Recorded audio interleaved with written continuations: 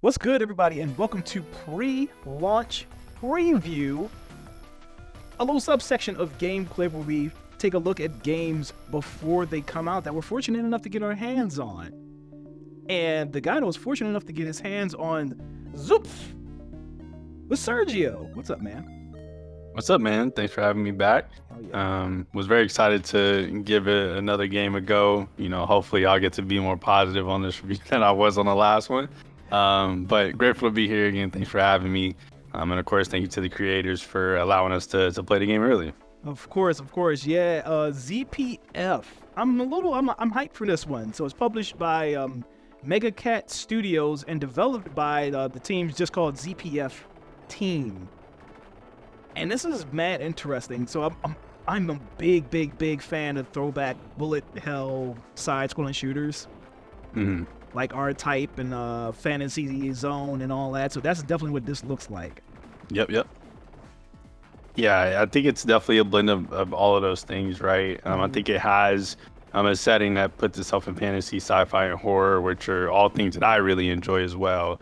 And I think, it comes together for something that I think artistically is put together very, very, very well. It's one of the things that I was immediately taken aback by was just the artistry itself.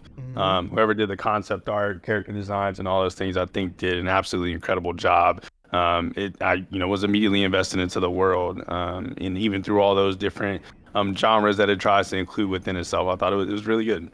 Yeah, I was about to say that right away because, the 8-bit, 16-bit, 32-bit art style is coming back around. Like it never really left.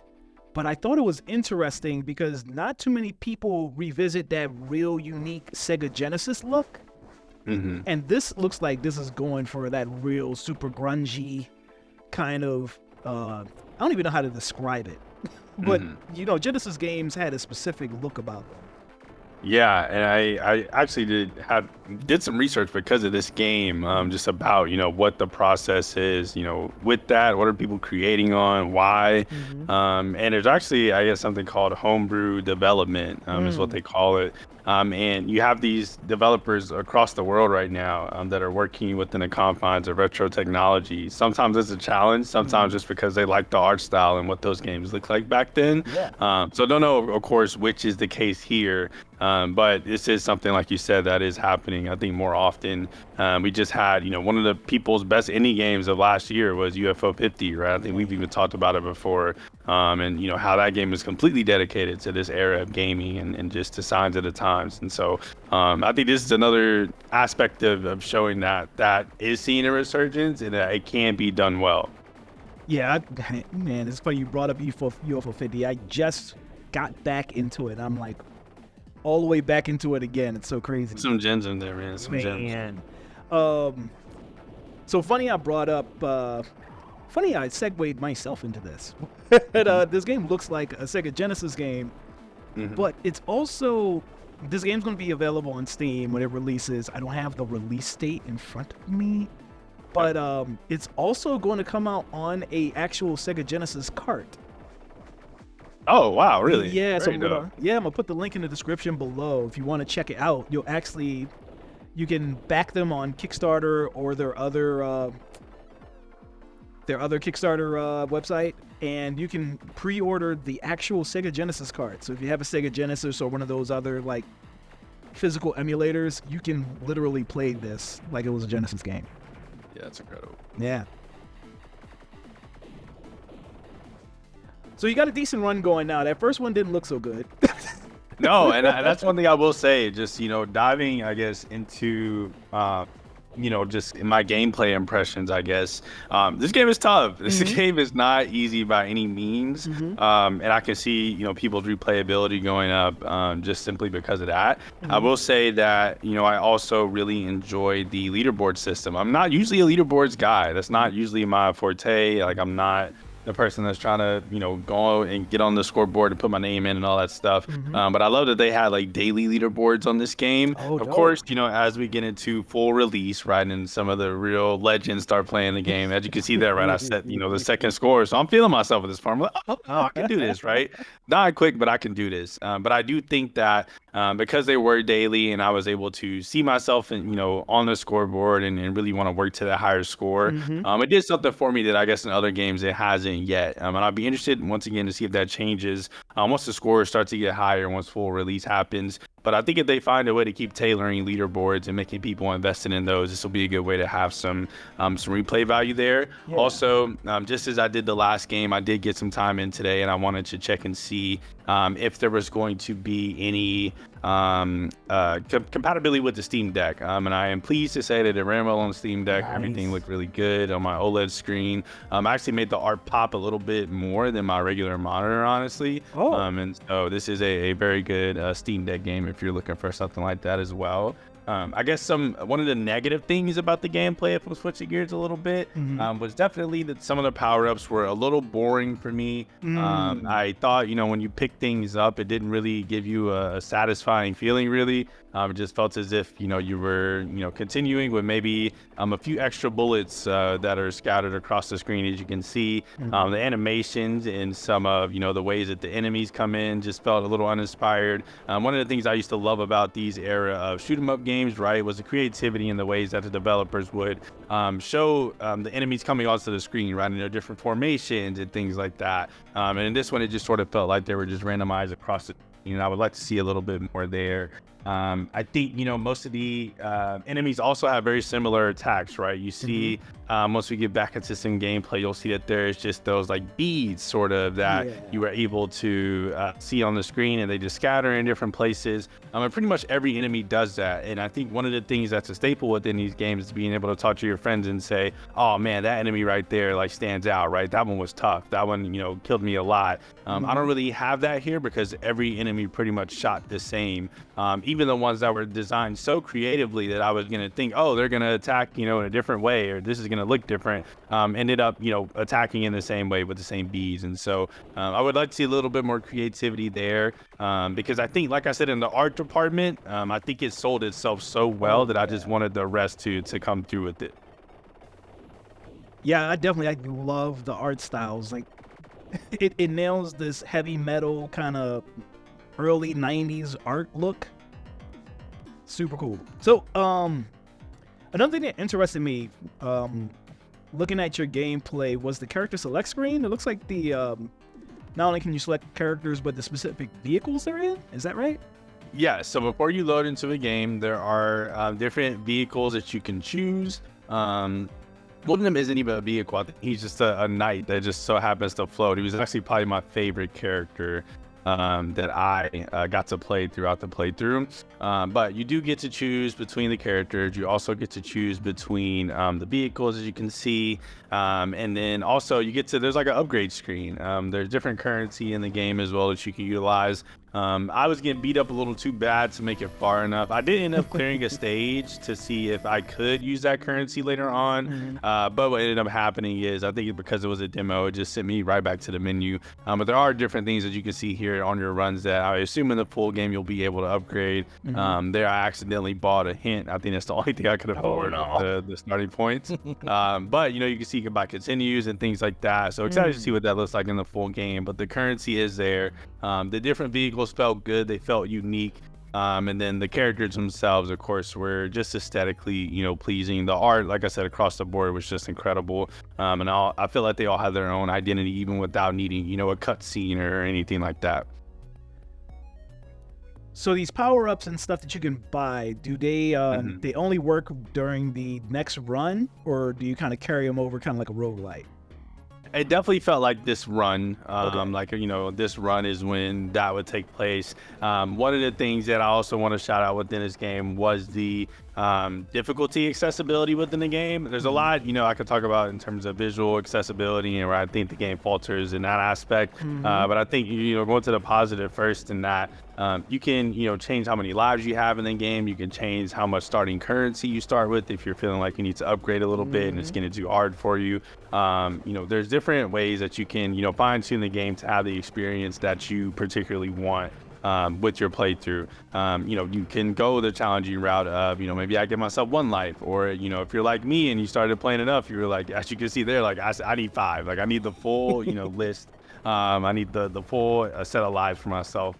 case. But I do think in terms of visuals, like I said, just especially with so many of these characters doing the exact same moves and the color saturation within the game, it gets very, very tough to see at times. Coming from somebody, that has an astigmatism, has to wear glasses and things like that, this was tough, and I would have loved to see maybe some more visual accessibility settings somewhere within the game. I think, working within the confines of this technology, I think is incredible. But I think what's going to take this genre in particular to the next level and make it more mainstream is being able to sort of fine-tune what it looks like while still having this retro grit to it, and the same art style, right? And keeping your same setting, but making it, more appealing for more players is never a bad thing, I think. So I think they do a good job, like I said, in the difficulty accessibility realm. But when I'm thinking about just visually, how tough it was to look at the game, and you can see the UI and things at the bottom, very far apart, tough to see both. So there's some aspects there that are a little bit tough, but I think difficulty wise and in terms of how they have those settings going, they did a really, really good job.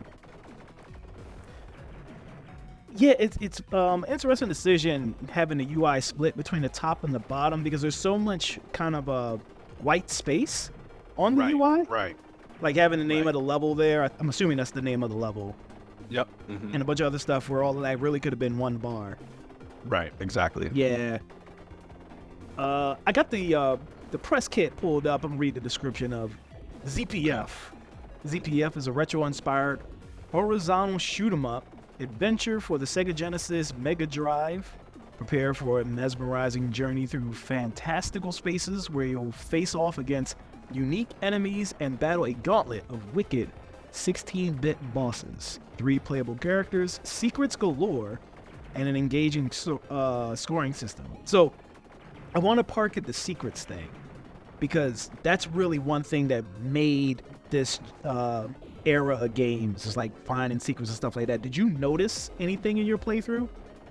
I didn't notice any secrets really, like I said, and then when I cleared a level, it just took me back to the menu. So hopefully there's some of that in the full game, but I didn't run into any secrets. Of course, if it is like those games back in the day, though, you now luckily we have YouTube, but back in the day you didn't know unless you had, a gaming magazine or had seen it, at a store or something, and somebody told you about it. So I think that's going to end up being the case here. I hope there's something there, but I don't know if I saw any secrets along my plate. And I definitely want to point out that ZPF apparently already has a ton of fans waiting for this game to come out. It launched its Kickstarter, I believe, June of last year, and within 19 minutes, met its goal. Wow. Yeah. Gee. Yeah.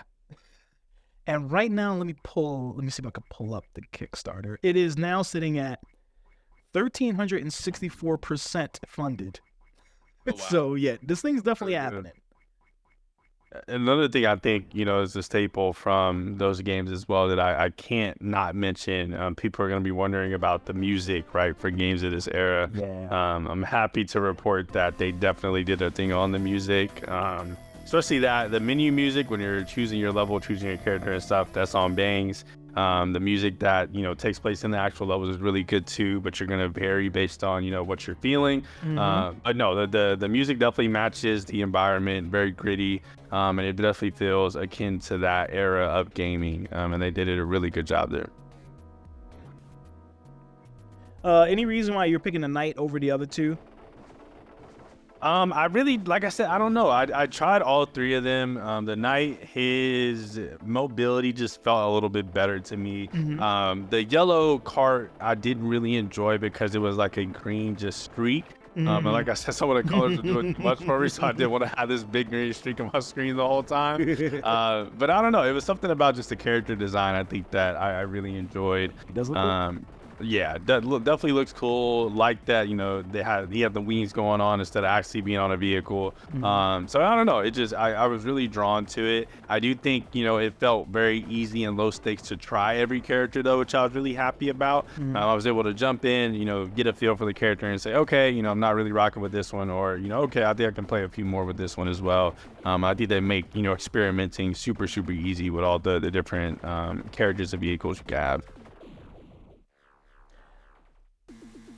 Do you prefer, because this looks like it's very much kind of scripted. Like this is not. There's nothing procedurally generated about this at all. Like enemies are in the same spots. Is that your case? Yeah, it definitely felt that way. And like I said, I think that's fine, right? In ways, as long as you're creative with how the enemies come up on the screen. You know, I'm thinking even back all the way back to games like Gallagher, right? And how they had different formations of falling towards you, right? And some of them may fall in a bunch and they fall in like different ships, and things like that. There was none of that really here, in comparison to some other games in the genre that I played. So I was a little disappointed there. I think if it, you know, was going to be, you know, non-procedurally generated, then that's a good way to get around that, right? And still make me feel like the enemies I'm facing are alive, right? And are adjusting to what I'm doing. Yeah, and also I want to point out that you know, I didn't bring that up necessarily as a fault. I just wanted to absolutely. you know, make that perfectly clear to everybody watching, because with some old school games, there's some pleasure that I take in learning patterns and thinking of the best strategy and knowing exactly what's going to happen. You know what I'm saying? Yep. Did you ever complete a run? Yeah, so like I said, I did end up completing a full level. It gave me a stage clear screen, and then sent me back to the menu. Like I said, I assume is because it was the demo, but I would assume when you get into the full game or the base game, that what is going to end up happening is you are going to be able to continue to go through, spend some of the currency that you earned within the previous stage, and try to go on a full run through all the levels is what I would assume. And it's same structure as your traditional game that's from this genre. You're playing through a full level. It takes you through a few different settings, through like a flash on the screen, and then at the end there's a boss that you fight at the end as well. Yeah, so once I got the code for you, I guess we should be transparent about that. We were provided the code for the preview by Mega Cat Studios. Yes. This demo is about half of the game, I think they said. Yes, I think there was 3 settings that I was able to choose from within this.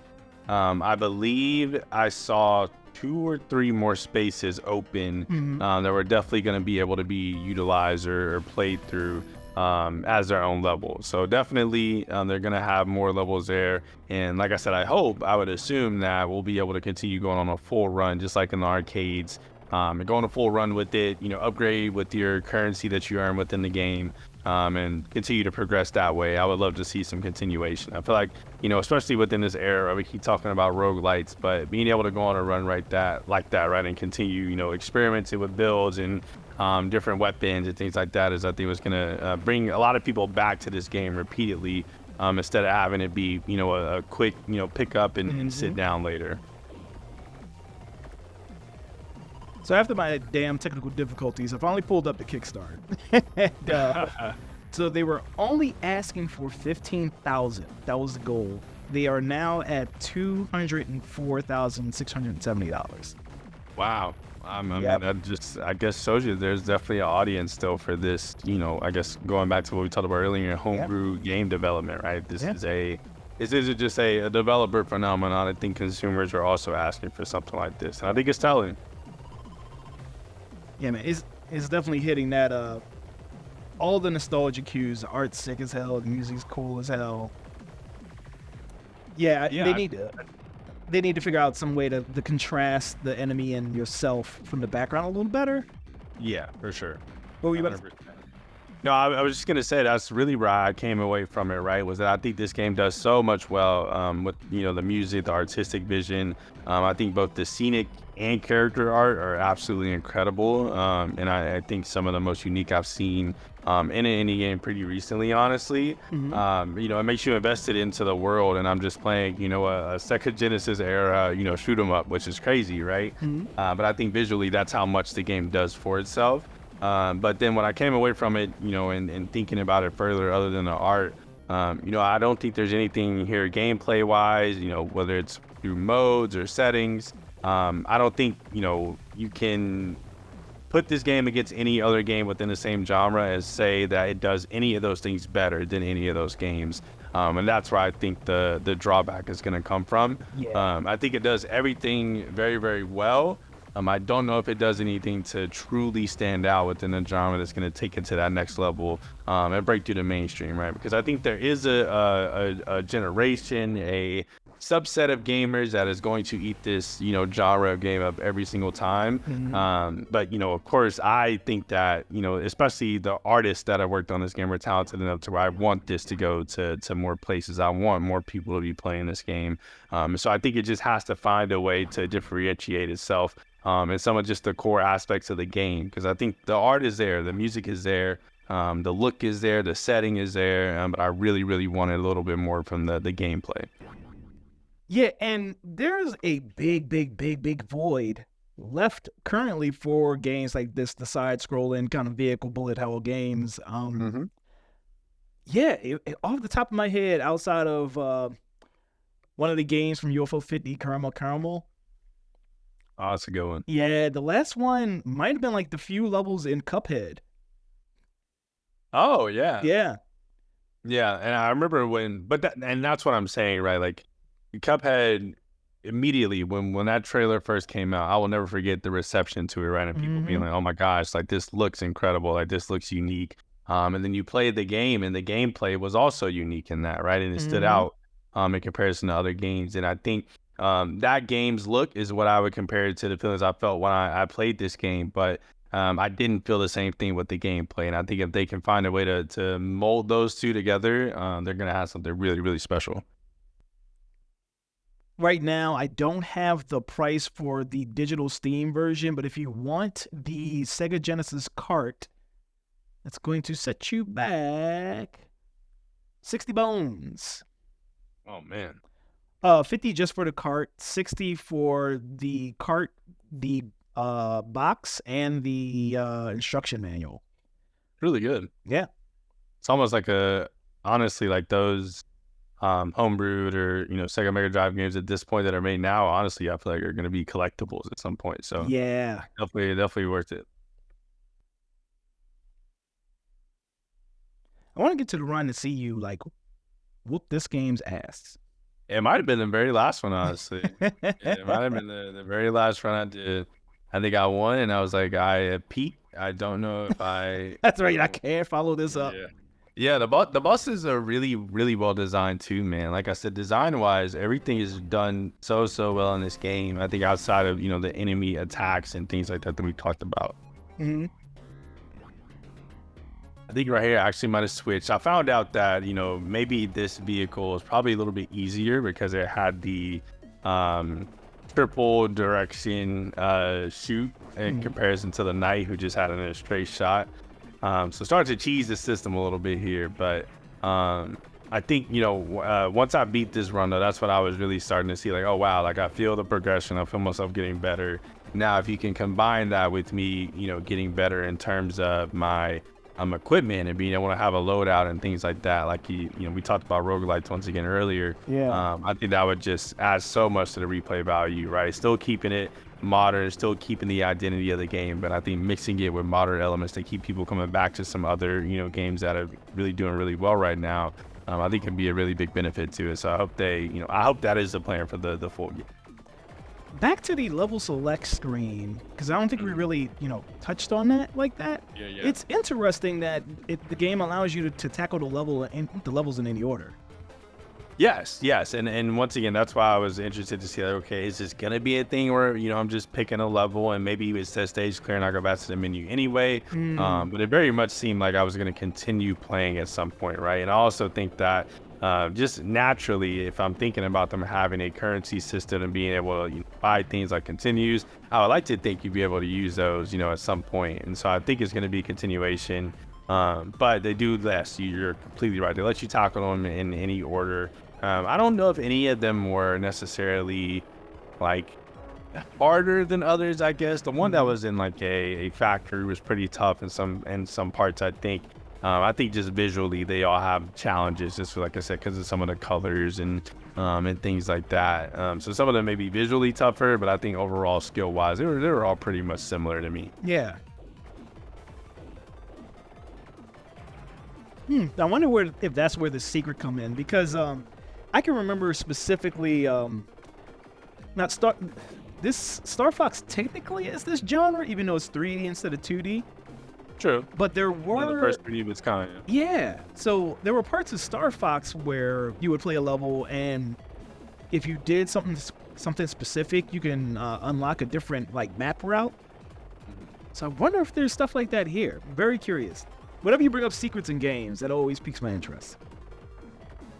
Yeah, and I do hope, they do find a way to incorporate some secrets. I struggle to see, where you would find it within this game. Yeah. Unless it was like, go through a hit list run of this, right? And you go to a secret area or something like that.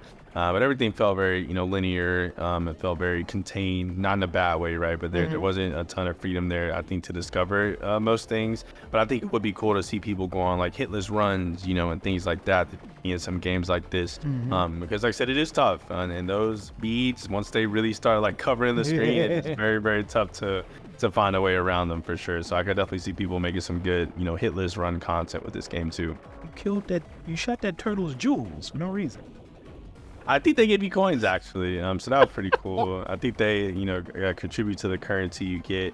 And like I said, as you can see, I've gained like 300 at this point just within this level alone. Yeah. And I never really got to use them, as we'll be able to see, once I complete the level. So I'm hoping, like I said, that it is continuous. That I'll be able to go back and be able to use some of those currencies once I replay the game. This level is trippy as hell. It is, and like I said, if you have vision like me, get the one up. Yeah, I try to get that one up and end up running right into him. But yeah, if you're visually, challenged like me, this is definitely a game that's gonna be tough on your eyes for long playthroughs.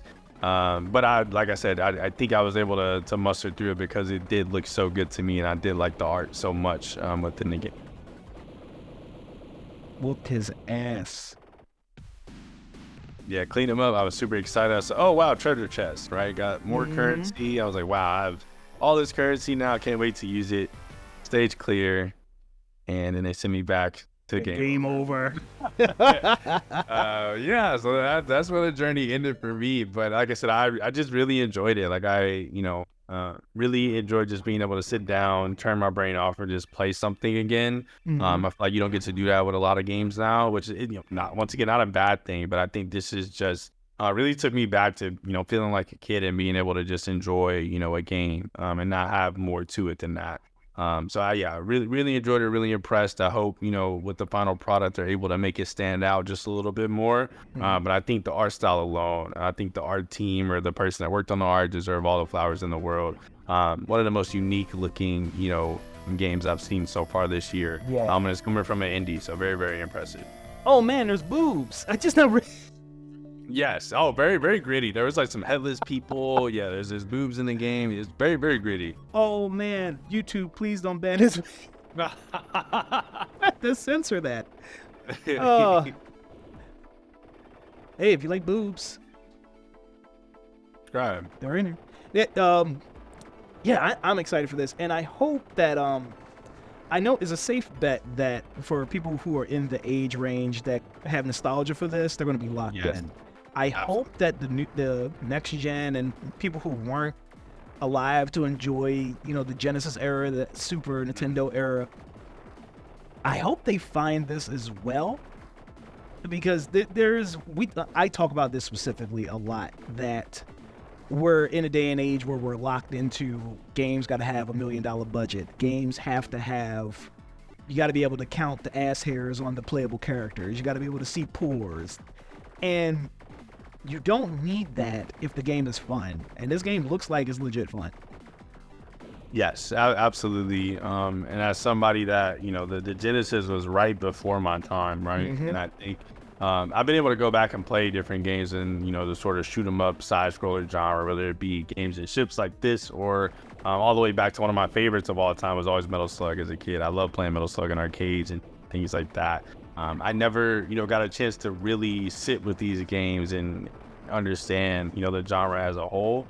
So this was cool for me to even, play a game like this and actually have a sit down session with it, right? Outside of an arcade setting, and see that, oh, this is what people were playing, right? Like back in the day, these were the games. And I think that's very cool. And I agree. I hope there are more people, within my age demographic that pick this up and are able to really enjoy themselves with it. Yeah, so ZPF confirmed 6+ stages in the final game. Very cool. 3 playable characters, slated for second quarter 2025. Nice. So any day now. Oh, so soon. You can wishlist it now on Steam if you want, or you can check out their what's the freaking called? Their backer kit and pre-order the physical copy if you have a Genesis or some other system that can play Genesis games. Any final love or any final thing you want to say about ZPF? It definitely sounds like you're recommending this. Yes. Pending your critiques. For sure. I definitely think that this is a game that everybody should at least give a shot.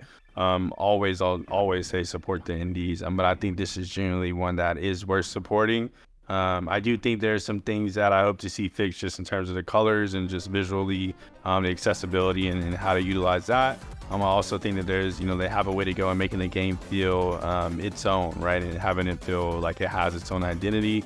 But I think overall it's a very solid game. And I think the team together just did such an incredible job with the art itself and the world that it puts you in that I could not recommend this to anybody. I think they worked too hard to not let this game be a success. So kudos to the team, and I definitely recommend it. Nice. So yeah, let us know in the comments if you're looking forward to ZPF on Steam or Sega Genesis. Give us a like, share this video, and definitely hit the sub button. If you want more PLP, you can catch Game Click every other Friday. That's our podcast, the blackest podcast in the video game industry, where you can catch me and Sergio talking about industry news and stuff. Catch us next week. I'm going to be talking about Assassin's Creed and how much it's making the anti-woke people cry, because it's good. So yeah, man, look forward to that. It's going to be fun. Look forward to ZPF, because that's going to be fun. Get good, be good, and stay good. We're out.